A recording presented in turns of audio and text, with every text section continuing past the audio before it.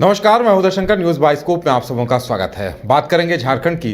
तो झारखंड में लोकसभा चुनाव की रणभेरी बजने के बाद बीजेपी ने हर सीट पर प्रत्याशियों के नामों का ऐलान कर दिया है, लेकिन एनडीए महागठबंधन अभी भी बैठकों के दौर से गुजर रहा है। और अब खबर ये आई है कि 5 अप्रैल को जेएमएम विधायक दल की बैठक होनी है। यानी सवाल ये भी उठता है कि आखिर क्या वजह है, किन मुद्दों पर पेंच फंसा है कि अभी तक बैठकों का दौर सुलझा नहीं है।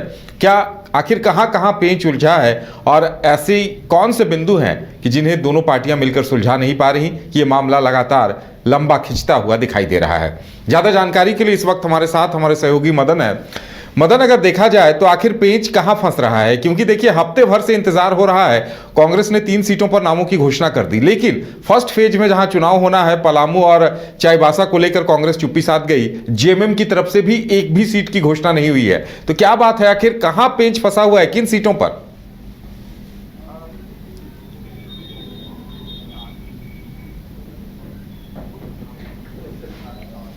एक तरह से अगर आप देखें तो ये जरूर कहा जाता है कि पार्टियों से ज़्यादा बेचैनी मीडिया को है। ये अगर आप कांग्रेस के या फिर जेएमएम के या फिर आरजेडी के नेताओं से आप बातचीत करेंगे तो कहेंगे वो कि समय जो सही वक्त है, सही वक्त पर सही निर्णय होगा और सबके सामने लाया जाएगा।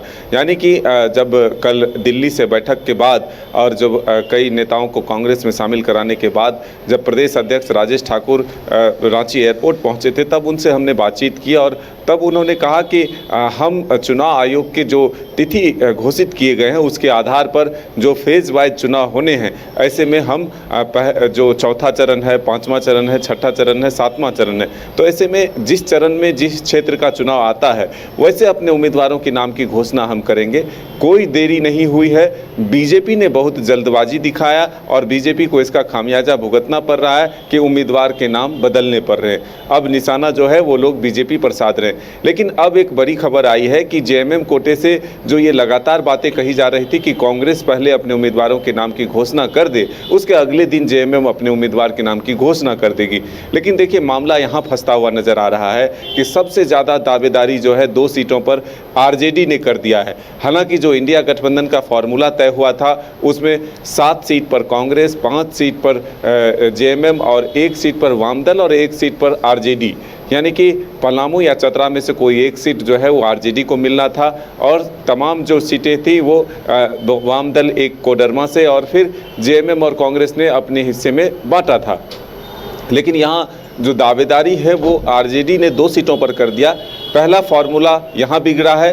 दूसरा, जो जमशेदपुर और सिंहभूम की जो सीट है इस पर जो फेरबदल की बातें आ रही थी, देखिए पहले एक ने प्रेशर पॉलिटिक्स लोहरदगा को लेकर भी जेएमएम के द्वारा किया जा रहा था, उस पर कांग्रेस ने पहले ही जल्दबाजी करते हुए 3 सीटों पर जो अपने उम्मीदवार के नाम की घोषणा की, उसमें लोहरदगा में भी अपने उम्मीदवार के नाम की घोषणा कर दी है। ऐसे में कहीं ना कहीं जो जेएमएम के विधायक चमरा लिंडा है वो बराबर ये कह रहे हैं कि पार्टी उन्हें टिकट दे या ना दे वो चुनाव लड़ेंगे। तो एक तरह से कहें फार्मूला जो है वो बिगड़ता हुआ नजर आ रहा है। लेकिन अब ये जो बड़ी खबर आई है कि 5 अप्रैल को मुख्यमंत्री आवास में जेएमएम विधायक दल की पहले बैठक होगी, फिर उस पर जो है अपने उम्मीदवारों के नाम पर मंथन होगी और फिर कांग्रेस और जो इंडिया गठबंधन के दल हैं वो आपस में बैठकर इसकी घोषणा कर सकते हैं। तो ऐसे में हम कह सकते हैं कि महत्वपूर्ण जो जानकारी आई है, अब देखना होगा कि क्या जो सीट चेंज करने की बात है या फिर जो 2 सीटों पर आरजेडी ने अपनी दावेदारी की है वो दोनों सीट आरजेडी के खाते में जाता है। क्या कांग्रेस अपने जो आंकड़े हैं उसमें कम करने को तैयार हैं, यानी कि 7 से कम सीट पर चुनाव लड़ सकती है? तो ये जो तमाम सवाल उठकर सामने आए हैं इसका जवाब तभी मिलेगा जब इंडिया गठबंधन में सीटों का फार्मूला तय हो जाए और कौन किस सीट पर चुनाव लड़ रहा है, उम्मीदवार के नाम क्या होते, ये जब तक सामने नहीं आता तब तक ये सवाल जो है बना हुआ है, उलझन जो है वो बरकरार है। मदन, और तो और रांची की सीट भी फंसी हुई है और रांची की सीट तो सीधे सीधे कांग्रेस को जानी है। ऐसे में अब रामटहल चौधरी सुबोध का अंत इतना भी अगर पार्टी तय नहीं कर पा रही है तो ये कहीं न कहीं सत्ता पक्ष को यानी बीजेपी को वो हमले का मौका तो जरूर दे रही है। देखिए, एक ट्रेंड जो चला है कि जो भी राजनीतिक दल है वो दूसरे दलों के नेताओं को बड़ा चेहरा मानते हैं, बड़ा उम्मीदवार मानते हैं, बड़ा फेरबदल करने वाला एक जो है चेहरा मानते हुए अपने दल में दूसरे दल के नेताओं को शामिल कराया जाता है। हाल के दिनों में ये ट्रेंड जो है काफ़ी बढ़ चला है। ऐसे में पहले भी हालांकि जो चुनाव के वक्त होते थे उसमें दल बदल देखने को मिलता था, लेकिन अब जो वक्त बदला है ऐसे में किसी भी पार्टी के सांसद हो, किसी भी पार्टी के विधायक हो, अगर उनका टिकट कटता हुआ दिखता है तो फिर वो दूसरे दल में जाकर के जो उम्मीदवार बनते हैं। ऐसे में तमाम जो राजनीतिक दल है वो आखिरी वक्त तक यह इंतजार करता है कि जिन पार्टी से जो सांसद हो, विधायक हो या फिर बड़े चेहरे हों पार्टी के, अगर वो नाराज़ हैं तो फिर उन पर जो है थोड़े दाने डाले जाते हैं और फिर इंतज़ार किया जाता है कि आखिरी वक्त तक जो है वो इस पार्टी में आकर के उम्मीदवार बने। तो ठीक इसी तरह का इंतज़ार तो क्या इंडिया गठबंधन के नेताओं को तो नहीं है कि जो बीजेपी के नाराज़ विधायक या विधायक जो नाराज़ नेता हैं जिनको उम्मीद थी कि पार्टी उम्मीदवार बना सकता था लेकिन वैसा हुआ नहीं, तो क्या फिर वो इंडिया गठबंधन में शामिल होकर के उम्मीदवार बनते हैं? क्या इन दलों के पास अपने नेताओं की कमी है? ये तमाम सवाल जो है फिलहाल बरकरार है। अब देखना होगा कि क्या सीटों के फॉर्मूले तय हो जाते हैं, उम्मीदवार के नाम पर मुहर लग जाती है, तो कितना जल्द इस पर जो है कार्रवाई होती है, कब तक घोषणा होती है, ये देखना होगा। बिल्कुल मदन, इसी तरह धनबाद सीट पर भी पेच फंसा हुआ है। सरयू राय को लेकर सीधे सीधे जेएमएम ने कह दिया था कि कांग्रेस टिकट देगी तो समर्थन देंगे। अब कांग्रेस ने भी साफ मना कर दिया है। ऐसे में लगता है कि कांग्रेस पिछली बार तो कीर्ति आजाद को लेकर आई थी, इस बार क्या फिर किसी चेहरे को लेकर आएगी या फिर ददई दुबे पे दांव खेलेगी? अब कई नाम भी सामने हैं।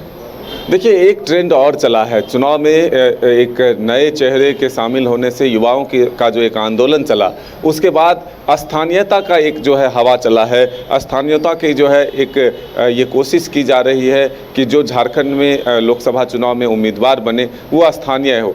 इससे पहले ये देखने को मिलता था कि बाहर के लोग को भी उम्मीदवार बना दिया जाता था।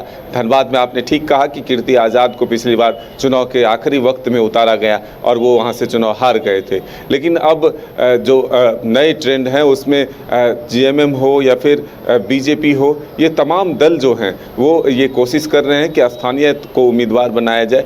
स्थानीयता की बात जो है झारखंड में खास करके खुलकर होने लगी है। तो ऐसे में हर एक दल जो है वो स्थानीय उम्मीदवार को ज़्यादा प्रेफर कर रहे हैं। तो ऐसे में अब देखना होगा कि धनबाद से भी क्या जो सरयू राय ने अपने जो विपक्ष के यानी कि एक तरह से कहें कांग्रेस हैं या फिर जेएमएम है या फिर जो वाम दल है आरजेडी है, उनसे जो समर्थन की अपील की है कि जिस तरह से ढुल्लू महतो को बीजेपी ने वहां उम्मीदवार बनाया, तो क्या ये तमाम दल अगर निर्दलीय के रूप में भी सरयू राय को समर्थन करते हैं तो फिर वो ढुल्लू महतो को हरा सकते हैं चुनाव में।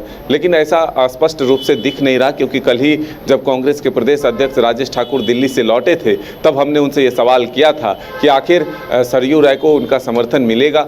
फिर उन्होंने ये दावा किया कि कांग्रेस मजबूत है, धनबाद में कांग्रेस के पास नेताओं की कमी नहीं है और कांग्रेस पूरी तरह से मजबूती के साथ ढुल्लू महतो को वहां चुनाव हराएगा। ऐसे में कोई टाइगर जंगल से निकलकर नहीं आया है, किसी को डरने की ज़रूरत नहीं है।